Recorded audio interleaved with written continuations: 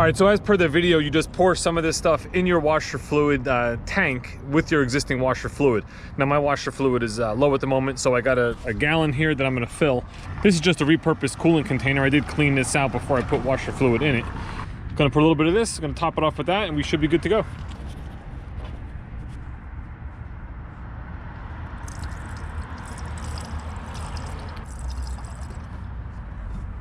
I guess that's about all you need.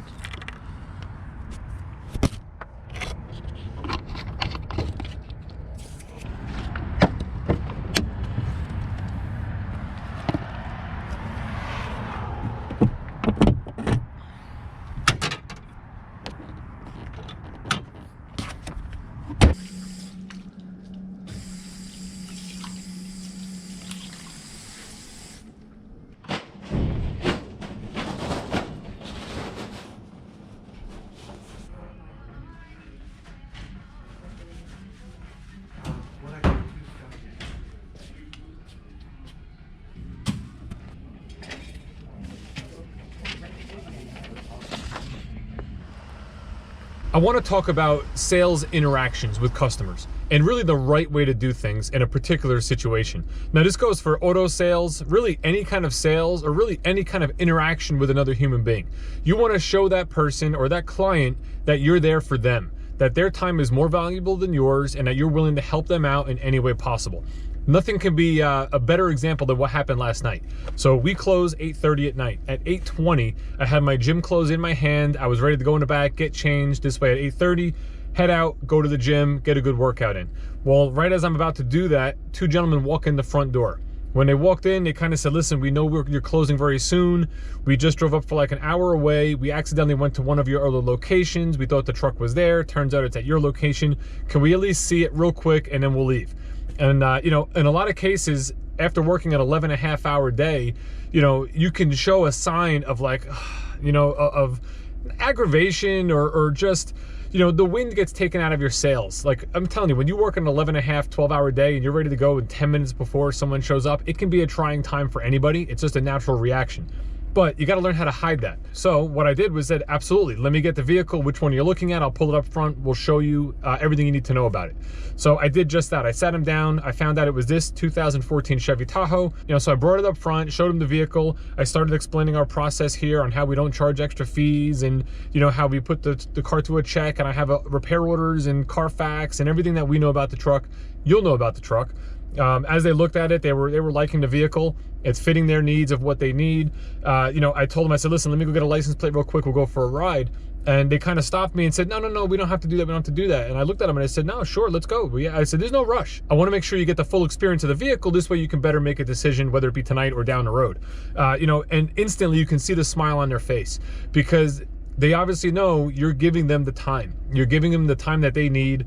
You're going above and beyond. You're not giving them a hard time for being late, you know, late in the day, anything like that. So long story short, we drove the truck. They like it. They have one concern with the noise they heard. I'm in it right now. I'm going to drive it myself, see if I hear it again. And then also we're going to have the service department look at it. And once I call them back, if the service department gives it a clean bill of health as far as the noise that they heard, they'll be satisfied with that. And most likely they'll be up here tomorrow morning to buy it.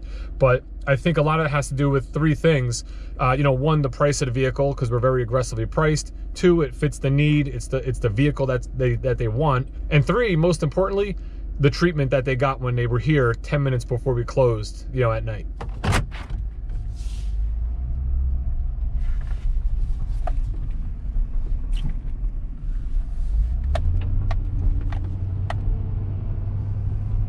This vehicle has 74,000 miles on it. It is not GM certified because it's too old by 1 year. The cutoff is actually 2015's right now, and this is a 2014. So we can't GM certify it. However, we put it through the shop for the same type of inspection to make sure, you know, that we're selling something that we can be confident in. The last thing we want is to sell something where somebody has problems with it. It's just going to give the dealership a bad name, and you know, obviously we don't want that. But as we drove it yesterday, there were two things. One was a noise. It sounded like a valve tapping. You know, I used to have a classic car, and with that classic car, if you didn't put premium fuel in it, you know, you would, if you put regular in or whatever, you would hear like a valve tap, almost like a, at certain parts of acceleration. That's what I heard last night. And, you know, maybe the truck was sitting, maybe it's, you know, got some gas, bad gas or stale gas. I really don't know. So I'm driving it now to see if I can hear that noise again. The only other concern that they had was the power steering filler area is very, kind of sopped with power steering fluid. So it could just be from years of filling it, maybe things spilt or what have you. You pop the hood on a vehicle with 74,000 miles on it and you're bound to see some seepage and some oils and some residue from things over the years. But we're gonna have them look at that. And again, if it goes through service and they give it a clean bill of health, that everything's okay, we should have a car deal.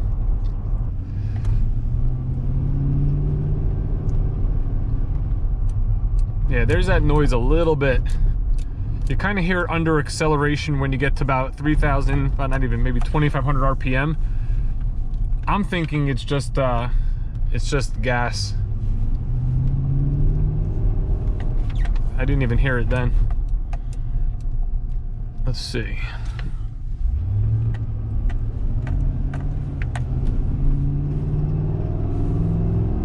I just heard it there a little bit. That's got to be what it is. Right when you get to about 2,400 RPM, you hear like a little, and it goes away immediately. I'm thinking it's just a fuel situation. Maybe throw some mid-grade in it or premium. You hear it a little bit. It's not bad at all. The truck actually rides extremely well. This is, again, it's a 2014. It has a tan interior, and it's like the cleanest tan interior I've ever seen in my life, especially for something that has 75,000 miles on it. We actually sold this truck at this dealership when it was new back in 2014. We traded it in, or I should say the customer traded it in. We sold it again as a certified vehicle, and then they traded it in, and now we'll sell it as a pre-owned vehicle. Take a look at this, old school. You got the camera built into the mirror.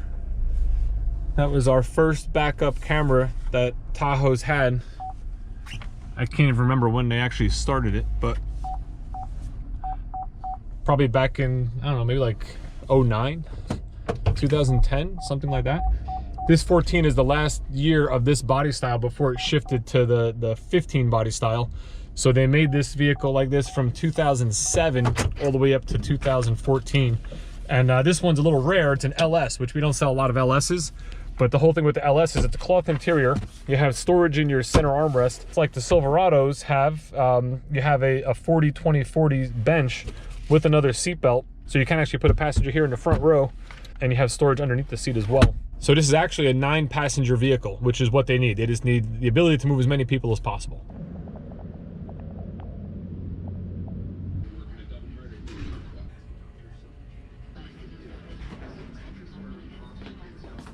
All right, so I was just waiting in the service department for an answer. They got the truck in.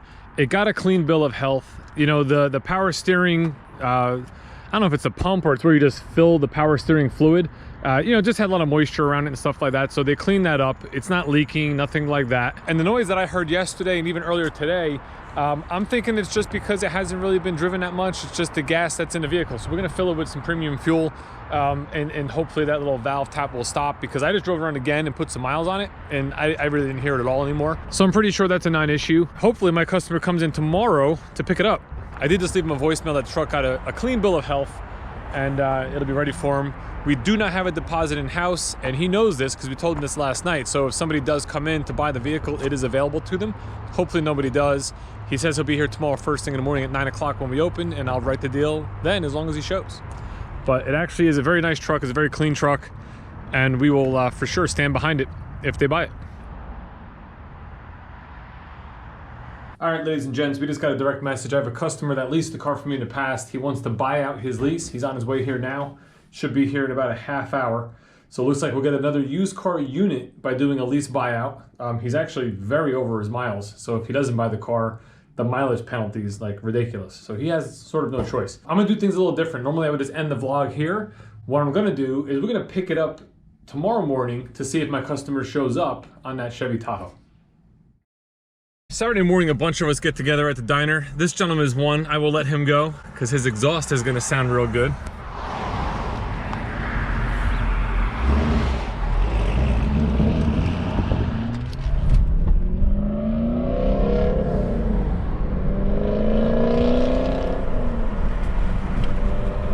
that's Dave. He's another salesman at the store. A bunch of us get together. We've been doing it for probably over 3 years now. We get together for breakfast on Saturday mornings before we go to the store.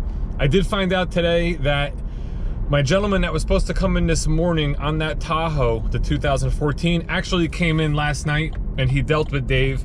So the car sold, it's a deal. It's just a half deal. So I'm gonna get half credit now, but you know, listen, that's okay. It is what it is. He's gonna be here this morning still to pick it up.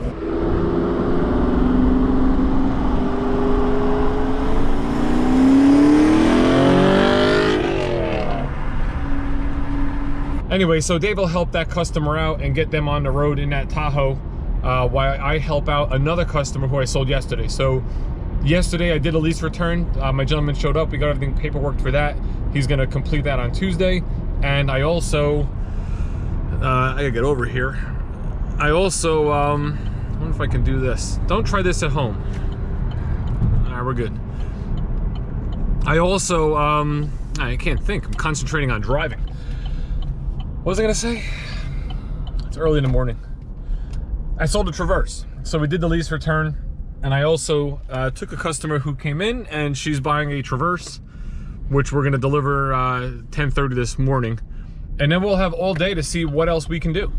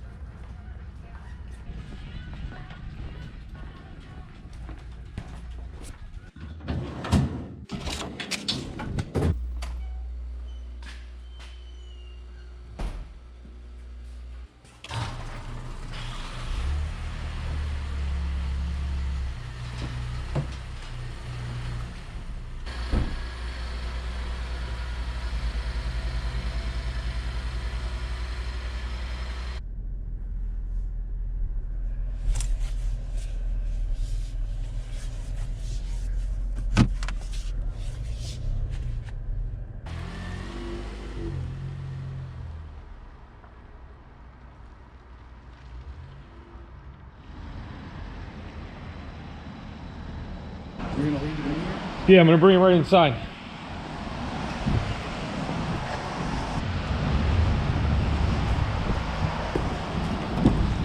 It started raining out, so I'm gonna bring this delivery inside. I wish I thought to bring it inside before the rain started, but I didn't.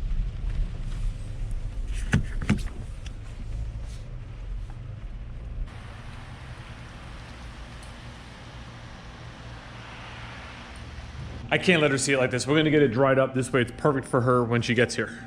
It's pretty fitting that we started the video with a conversation like this about going above and beyond and the inefficiencies of doing things and how that really shines with the customer. And now we're ending a video in the same way. Now the difference is here is my customer is never gonna know that I had to bring this in and dry it off and I just went and did all that work. You know, and that's what's important. You gotta do the same thing no matter what, whether the customer knows it or not. That's truly what's gonna give you the mindset to keep doing that, you know, with every client, which it just builds a good habit. And if you have good habits, good things will happen in the long run. You'll sell more cars, you'll get more referrals, and you know, you'll have an easier career the longer you're in it. So keep that in mind. Thanks for watching the video. If you enjoyed, you know what to do. Thumbs up, comment, concerns, all that sort of stuff, put down below, and have a great day.